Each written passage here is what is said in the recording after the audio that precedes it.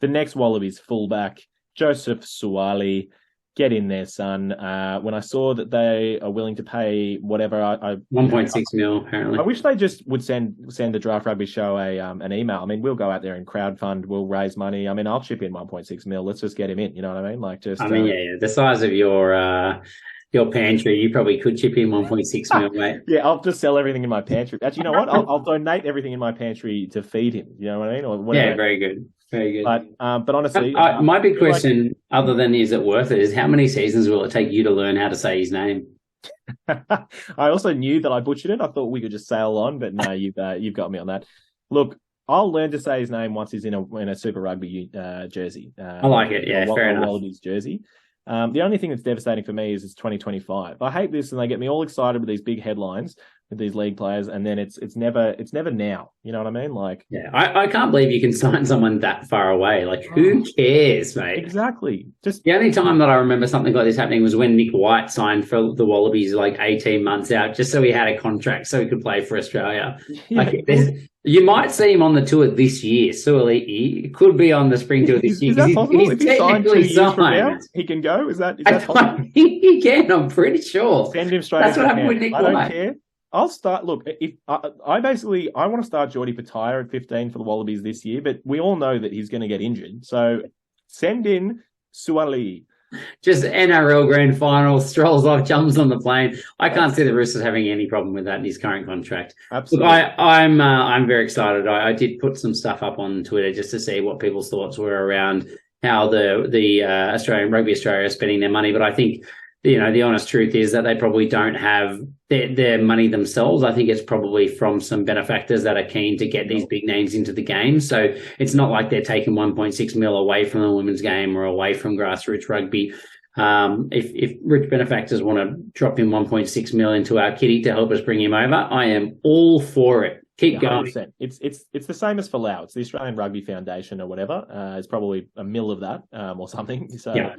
And look, the only thing I would have done is, because I'm very upset with him, is I would have not signed Vunivalu to another 2 years or whatever and taken that money and chucked it on top as the cherry on top, and instead of 2025, moved that back to 2024 or 2023, you know, give him an extra mil, put it on there. I don't care. Yeah, to be fair, with the pay cut that Vunivalu's had, they probably did do that.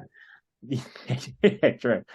But anyway, so no, it's very exciting. I mean, the player who I think it's now too late for, that, you know, I've been hoping for in the last couple of years to see in the Waratahs and then hopefully in the Wallabies, was Angus Crichton. But I think the ship sailed on that almost now.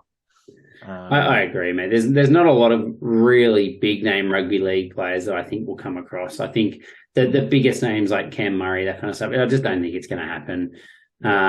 Anyone else that comes across will have to really prove themselves in the code rather than just being World Cup all-stars like Sua'ali'i. So this is the big moment signing that Eddie's been pushing for ever since he took the job. And my highlight of this whole process was Peter V'landys, also known as the horse guy from now on, thanks to Eddie Jones, coming out and just being like a bitter school kid, like, oh, I could see why he wants to go, you know, getting double the money for half the work. Like, I could see why he want to do that, but he'll come back to the Roosters before he finishes his career. The guy is just such a bitter school kid. It's just so enjoyable to watch him squirm. And I hope Eddie just keeps digging and twisting the knife. Like, it's so fun. I love 100%. It. Look, the 1.6 mil, they've done that for the headlines, and also how many rugby league fans are going to get to now watch because they want to see how he goes, because they'll all hope that he fails or something. You know what I mean? Like, we're going to get some extra eyeballs on TV now. So 100%. It's great stuff. But yeah, the only problem with it is it's 2 years away. But yeah, I hadn't thought about it. If, like Nick White,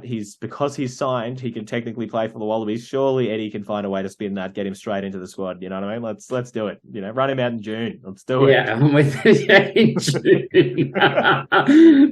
Mid Roosters, he pretends to pull a hammy and just do some years. Yeah, 4 weeks. Exactly. He's like, guys, I just need a week. I need a week off. I need a holiday, and he's just off with the Wallabies. I need a mental health break. Yeah. Oh, how good. But all right. Anyway, very good. Any further business? Any last items for the Draft Rugby Show episode 11? No, but what I would say, the last thing is like, subscribe, 5-star review. Cargie's going to give a personal thank you to whoever gives a 5-star review at the end of the podcast. And if we get 3 5-star reviews for this episode, we'll never have Nelson back again. I'll make that happen. So that's fine. How good. Dougie would like to thank David Greg. Yeah, I have 3 Google accounts, so I can do that right now. So, but just like I can do it, so can you, the listeners. Get onto it, and of course, you can check us out on YouTube as well. So, thanks for listening, and thank you. I hope you enjoyed a Nelsonless week. Certainly your ears will be better for it, and we will catch you again for episode 12 next week. Thank you.